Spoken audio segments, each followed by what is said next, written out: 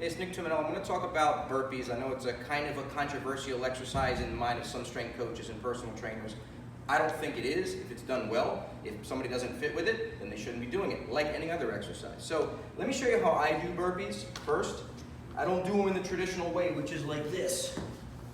Do I think that's going to make your spine explode? No. But do I think it's the best approach to it? No. Here's how I do it. Hands go inside, back in control, come up, sit your butt, stand. So it's more like we call them gorilla burpees. So it's hands in control, come back in control, obviously don't sag, that's pretty obvious. Come back up in control, reset the position, and stand up. Brings a little more legs, it's less about the back moving, more about the hips. So it has a higher metabolic demand because you're bringing in more legs. Now, some people are worried about the wrist. They think that you're gonna slam down on the wrist. Well, first off, if somebody is slamming down on the wrist, it's like slamming down on a jump. A jump is bad if you land like that. It's not the fault of the exercise, it's the fault of the coach not coaching it well, or the individual not being able to perform the exercise. Find a different exercise. So if somebody cannot clear this position, they get here and then flat, they fall. It's a very simple solution. You adjust the range of motion. Here I have two yoga blocks, and now you have them put their hands here, and they can perform the same exercise.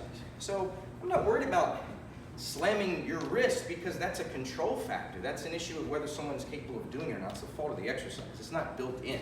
You should be able to control it here every time. Even when I'm going fast, you never hear me, listen, you never hear my hands go like that. So to me, I'm not really worried about that as long as it's coached well. That's one thing. Now some people argue that, oh, by the way, let me show you an advanced burpee. If you can do this well, or advanced gorilla burpee, you can go single. Single. You can alternate arms. Obviously, you have to be able to do a one-arm plank for that. Now, some people get concerned and they say, well, you just like it because it's higher intensity, it's tough. Yeah, that's what makes an exercise high intensity and beneficial. That's why we do intervals. We do high intensity intervals. Any exercise that really ramps you up fast has health benefits. The beauty of the burpee is you don't need any equipment to do it. So if you train at home, you train outside, yeah, there are other alternatives. But there are other alternatives the other way. There are alternatives to bikes and squats and everything else. And this is a great one that requires no equipment and space. Last thing I've heard is people say, oh, well, the burpee is trying to be, lots of things. It's trying to be a plank or a push-up or a jump or whatever. I'm not really convinced by that argument because I think if you really try to reason that way, you can break down any exercise. I can grab a kettlebell and I can say, well, the kettlebell is trying to be a deadlift and a shoulder raise and a really crappy jump. But you would say, well, that's not a really fair characterization of the kettlebell swing because it's its own unique exercise. You're just kind of cherry-picking elements of it that look like other things. What about a clean? A clean is just trying to be a really cheating curl. You can logic that reason out to anything, and that's why I'm not convinced by that argument. So I'm not here to say the burpee. I'm not doing this video to say that everybody should do the burpee. I don't think there's any one exercise that anybody should do. I have plenty of clients who don't do back squats. I have plenty of clients who don't do bench press. Plenty of clients that don't do curls because they got elbow problems. Whatever it is.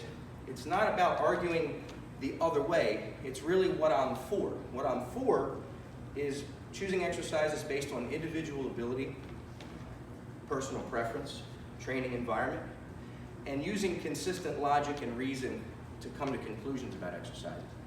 And I don't think, when I look at some of the counter arguments against burpees, I don't think that they fit well when it looks at when we evaluate them by using reason and logical consistency. Right? We can't blame a squat because a lot of people do squats poorly, back squats poorly. We say, well, you just don't know how to squat well. But because a lot of people misuse burpees, we say, well, it's the burpee's fault. See, that's logically inconsistent. Oh, well, people land wrong and it hurts their wrist. Well, jumps aren't wrong when people land wrong. They're just jumping wrong. So again, you can't be logically consistent with that. So I like burpees for the fact that they're simple, in regards to the fact that they don't require a lot of equipment. Again, the technique that I encourage is more here, hands in between the feet, and it's always controlled. So if you're on a floor like this, it's really great because you want to keep it fairly quiet. And just like any other exercise, if it doesn't fit with some people, we just don't do it. If they are really rounded or can't control their feet going back, fine. We have to recoach it up and they can't do it, we find another exercise to do.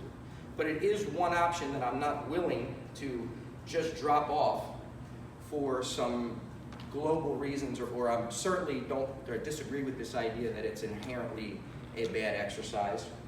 But I would never fault anybody for coaching how they want. I'm just here to share, if you worked with me, what my logic would be, what my thought process would be, and why I'm happy to integrate gorilla burpees the way I teach them into workouts. You see them in all three of my books.